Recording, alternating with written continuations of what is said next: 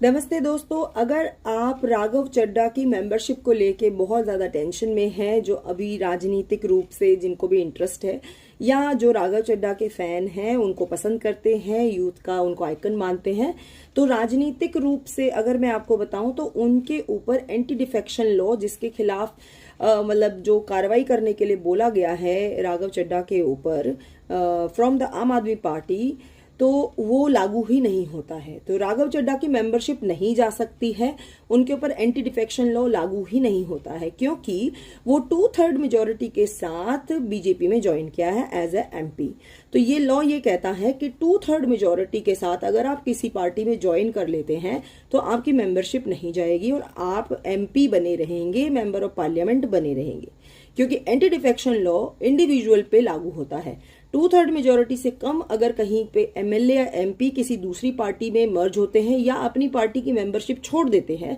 तो उससे जो है वो संवैधानिक रूप से वो पार्टी उसकी मेंबरशिप यानी उसकी चुनाव से जीते हुए लाभ को खत्म कर सकती है, वापस ले सकती है। पर राघव चड्ढा के ऊपर ये लागू नहीं होता है। तो इसी न्यूज के साथ राघव चड्ढा को जो लोग पसंद करते हैं उनको ये तसल्ली मिलेगी कि राघव चड्ढा आपके अभी भी ऐसे ही नेता सक्रिय रहेंगे, नेता के रूप में ऐसे ही सक्रिय रहेंगे। साथ ही साथ मैं आपको एक इंटरेस्टिंग सा फैक्ट बता देती हूँ। 2022 एक साल था जिसमें राघव चड्ढा ने स्वयं एंटी डिफेक्शन लॉ, जो आज जिसके खिलाफ ये कार्रवाई की बात ये कर रहे हैं, ये लॉ के खिलाफ ही एक कानून लेके आए थे,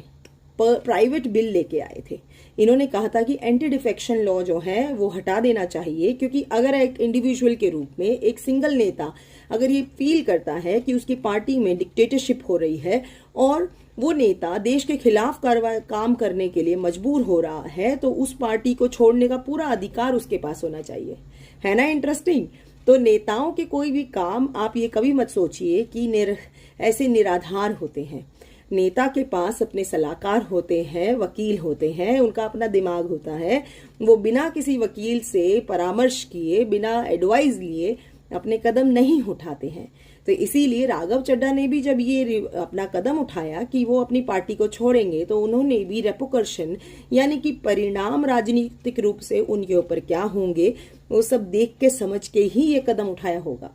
तो इसी के साथ ये वीडियो कैसा लगा आपको कमेंट्स में बताइएगा, और चैनल सब्सक्राइब कर लीजिए और ये वीडियो शेयर करिए हर उस इंसान के साथ जो राघव चड्ढा जी का फैन है। और इसके साथ ही मैं एक और अपडेट दे देती हूँ कि जैसे ही इन्होंने आम आदमी पार्टी छोड़ी, वैसे ही इनके इंस्टाग्राम से 1 मिलियन फॉलोवर गायब हो गए। ये तो होना ऑब्वियस था ना भाई, जो पसंद नहीं